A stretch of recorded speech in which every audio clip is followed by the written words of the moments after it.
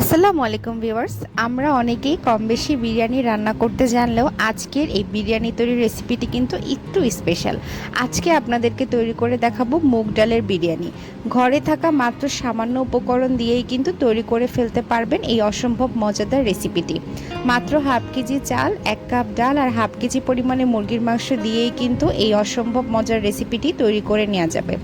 চলুন তাহলে আর কথা না বাড়িয়ে রেসিপিটি দেখে নেওয়া যাক। আপনারা যারা আমার চ্যানেলের নতুন দর্শক, ভিডিওটি ভালো লেগে থাকলে আমার চ্যানেলটি কিন্তু সাবস্ক্রাইব করতে ভুলবেন না। এবার তাহলে চলে আসি বিরিয়ানি রান্নার মূল রেসিপিতে। এখানে আমি হাফ কেজি পরিমাণে ব্রয়লার মুরগির মাংস নিয়েছি। এখন মাংসটা ম্যারিনেশন করব, এজন্য এখানে নিয়ে নিলাম 1 চা চামচ পরিমাণে আদা ও রসুন বাটা এবং 1 চা চামচ পরিমাণে জিরা ও পেঁয়াজ বাটা। এগুলোকে আমি মাংসের মধ্যে দিয়ে দিলাম। এবার দিলাম 1 চা চামচ পরিমাণে মরিচ গুঁড়া এবং 1 চা চামচ লবণ। মুরগির মাংসের কাঁচা গন্ধ দূর করার জন্য আমি এখানে দিয়ে দিলাম 1 চা চামচ পরিমাণে লেবুর রস। সবগুলো উপকরণের সাথে মুরগির মাংসটা ভালোভাবে মাখিয়ে নিয়ে আমি একটা সাইডে রেখে দিচ্ছি। এবারে চলে আসলাম আজকের বিরিয়ানি রান্নার প্রধান উপকরণে। এখানে আমি জায়ফল, জয়ত্রী, পোস্তদানা এবং কাঠবাদাম একসাথে ভেজে ব্লেন্ডারে গুঁড়ো করে নিয়েছিলাম। এখানে 4 চা চামচ পরিমাণে গুঁড়া মশলা নিয়েছি। আপনাদের কাছে এই গুঁড়া মশলাটি না থাকলে আপনারা রাঁধুনি রেডিমিক্স বিরিয়ানি মশলা ব্যবহার করতে পারবেন। আর এখানে আজকের বিরিয়ানি তৈরির জন্য হাফ কেজি পরিমাণে চাল নিয়ে নিয়েছি। কাপ দিয়ে হিসাব করলে 2 কাপ পরিমাণে চাল নিয়ে নিয়েছি। চালটাকে এখন আমি ভালোভাবে পানি দিয়ে ধুয়ে পানি ঝরাতে দিব। এখানে আজকের বিরিয়ানি তৈরি করব মুগ ডাল দিয়ে, তাই মুগ ডালটা পানিতে একটু ভালোভাবে ধুয়ে নিলাম। এবার চুলায় বসিয়ে দিলাম মুগ ডালটাকে সেদ্ধ করার জন্য। পর্যাপ্ত পরিমাণে পানি দিয়ে আমি এর মধ্যে 1 চা চামচ পরিমাণে লবণ দিয়ে এটাকে মাঝারি আঁচে সেদ্ধ করে নিব 10 মিনিটের মতো।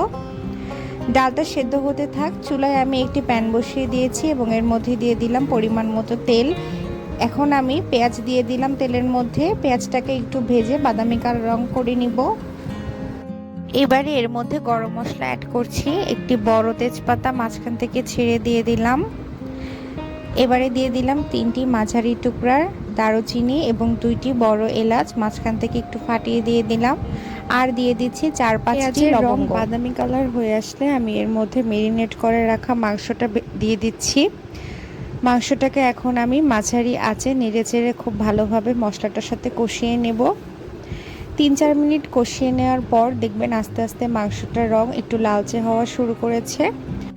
এখানে আমি অ্যাড করে দিচ্ছি একটি কাঁচামরিচ। আপনারা চাইলে আরও বেশি করেও কাঁচামরিচ দিতে পারেন। এটা কিন্তু ঝাল ছড়াবে না, কিন্তু খুব সুন্দর একটা কাঁচামরিচের ঘ্রাণ আসবে। তো এখানে আমি মাংস ম্যারিনেশন করা যে পাত্রটা দেখতে পাচ্ছেন, এখানে কিছু মশলা ছিল, সেই মশলাগুলো ধুয়ে 1 কাপ পরিমাণে পানি গরম করে এখানে দিয়ে দিলাম। এরপরে দিয়ে দিচ্ছি সেই বিরিয়ানির গুঁড়া মশলাটি। সবটুকু পরিমাণে এখানে ব্যবহার করব না, কিছুটা পরিমাণে এখন দিলাম আর বাকিটা রান্নার শেষে দিব। সব কিছু নেড়েচেড়ে মিশিয়ে দেওয়ার পর আমি ঢাকনা দিয়ে ঢেকে রান্না করব 15 থেকে 20 মিনিটের জন্য। এর মাঝে কয়েকবার ঢাকনা খুলে একটু নেড়েচেড়ে দিব। এদিকে অন্য একটি চুলায় আমি একটা হাঁড়ি বসিয়ে তাতে পর্যাপ্ত পরিমাণে তেল দিয়ে দিলাম এবং এখানে আমি একটা পেঁয়াজ কুচি করে দিয়েছি। প্রথমে এটাকে আমি বেরেস্তা করে নিচ্ছি। মিডিয়াম টু লো আছে পেঁয়াজটা আস্তে আস্তে ভাজতে হবে এবং বেরেস্তা করা হয়ে গেলে আমি এটাকে একটা পাত্রে তুলে নিচ্ছি। এই একই তেলে আমি পোলাওয়ের চাল ভেজে নিব, এজন্য এখানে আমি একটি তেজপাতা মাঝখান থেকে ছেড়ে দিয়ে দিলাম। দিয়ে দিয়েছি কয়েক টুকরা দারুচিনি আর 2টি এলাচ। তেলের সাথে একটু 1-2 মিনিট ভেজে নেওয়ার পরে এখানে আমি সেই আগে থেকে পানি ঝরিয়ে রাখা পোলাওয়ের চালটা দিয়ে দিলাম। পোলাওয়ের চালটাকে এখন আমি মাঝারি আঁচে একটু ভেজে নিব। চালটা ভাজতে কিন্তু 10 থেকে 12 মিনিটের মতো সময় লাগবে। এখানে তাড়াহুড়া করলে হবে না, আস্তে ধীরে চালটা ভেজে নিতে হবে। এদিকে 20 মিনিট পরে আমি মুরগির মাংসের ঢাকনাটা খুললাম। দেখুন পানি কিন্তু অনেকটাই টেনে এসেছে।